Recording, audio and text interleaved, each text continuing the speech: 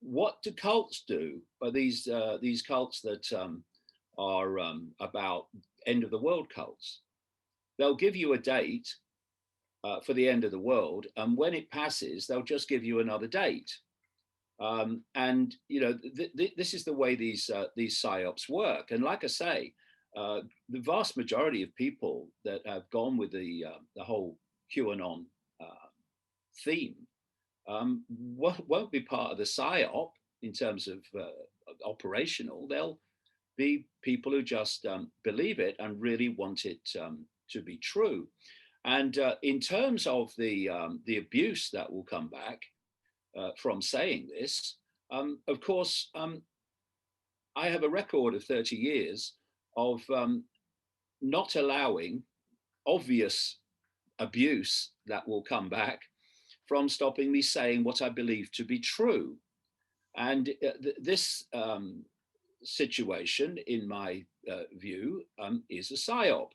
And I'm doing this, and I've done it all these years, because I want the truth to come out so that this psychopathic evil can cease to control human society. And that's my goal. That's been my commitment all along. And I'm not interested in a round of applause or a frickin' statue. Thank you. So I'm saying here what I've seen to be true over a long period of time with the same repeating theme. And if people don't like that, well, they'll have to do the other thing. It's all the same with me. And I'm going to say something else that's highly controversial. You know, we've got to start. Well, I've obviously been doing it since he came on the scene, but I think people have got to start rethinking Trump as well, and moving beyond the rhetoric and the telling you what you want to hear to what actually has manifested over the last 4 years. All right, if you really cared about freedom of speech, you would have entered the White House and gone immediately for Google and Facebook and Twitter for their censorship of free speech. Instead, just a few weeks before the end of the Trump presidency, a lawsuit was issued against Google. So what's the point of that? And you look at the, draining the swamp. Draining the swamp? The swamp's never been so deep as it is with Biden coming in. Just a front man for the darkest of dark. And so don't show me the words, show me the actions. So someone believes in freedom of speech, right? Yeah.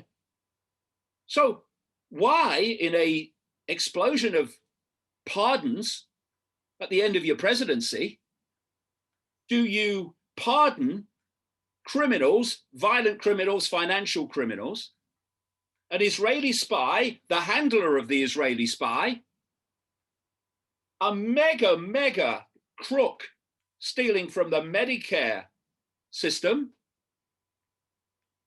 And why, if you believe in freedom of speech and exposing the deep state, do you not pardon Julian Assange and Edward Snowden?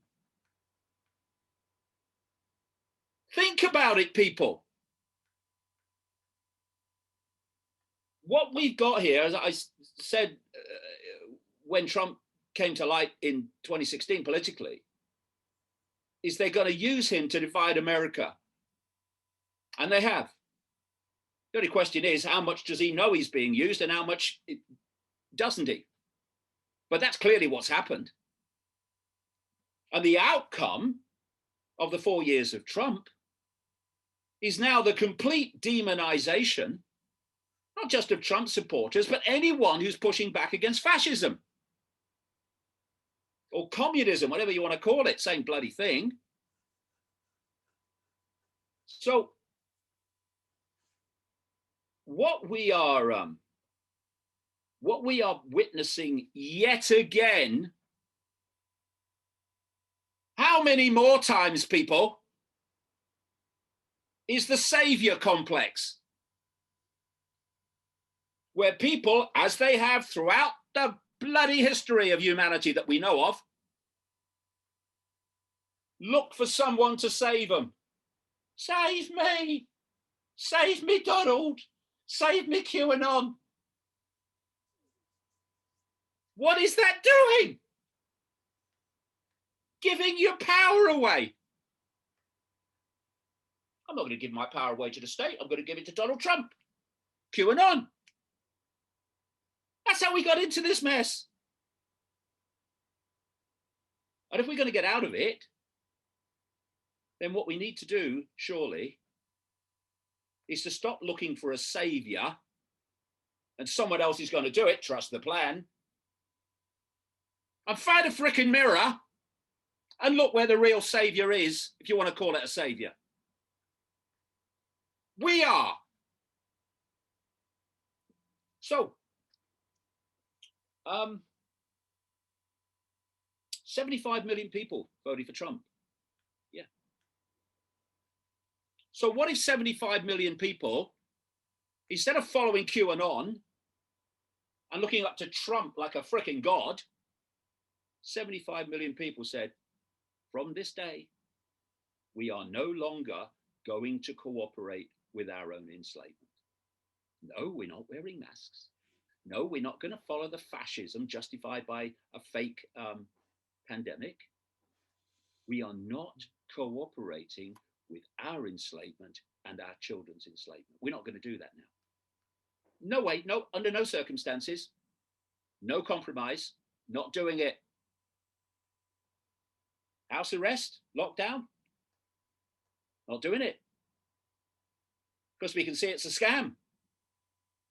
So how easy would it be to enforce that on 75 million people, especially if they were operating in mutual support?